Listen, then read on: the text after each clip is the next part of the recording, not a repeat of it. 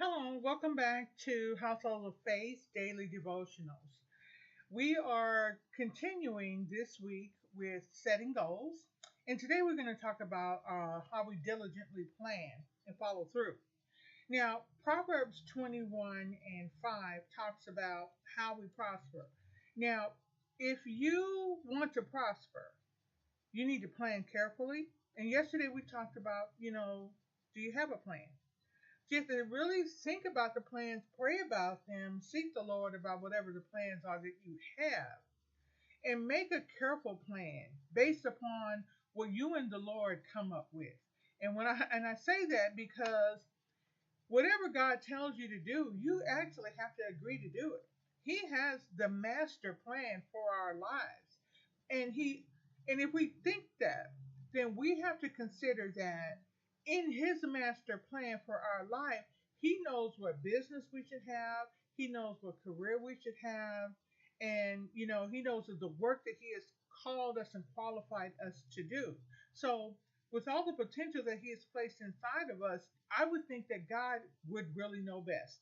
He knows exactly what we're capable of. Besides, he knows how the story ends, okay? It's almost like the people who read, and I used to really, really love to read and read a lot of different kind of novels, and I would be tempted to read the last page once it got going to see how it would end. And I think I did that one time. And it was so disappointing as I continued to read the book, and I never did it again. But we can read our Bible and we know how the story ends, okay? Then that's great. But when we plan carefully, based upon what the Lord has told us to do, we work hard at it. I mean, every single day you should be working at whatever it is, at whatever assignment, whatever task that God has placed before you. And if that is ownership of a business, or if there's a product to develop, or whatever work that you're doing, you should be working at it. You need to be honest in all of your dealings. No shortcuts. You understand? I mean, no shortcuts, because God will count that against you. And it's a step back, not a step forward, when you circumvent the truth and fall into sin. Sin has consequences, and a lot of times you don't see them for as that, but there are consequences to sin in our lives. So we have to be diligent. You have to stay on top of things. You have to, once you write that plan out, you follow that plan. I mean, meticulously, not to the point where you can't deviate, because certain circumstances may come up where you may need to be a little bit flexible, and that's okay. But in the end result is that you cannot just throw the plan that you and God came up with away. Okay?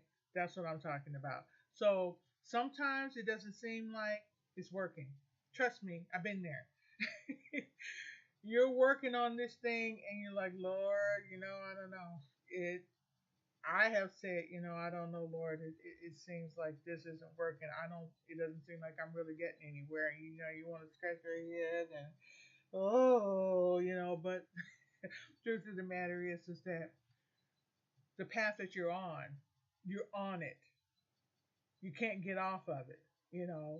There's no road, just sitting down on the side of the road and deciding you're not going any further. Not for the believer in Christ, not for someone who's giving their all to God and trusting him.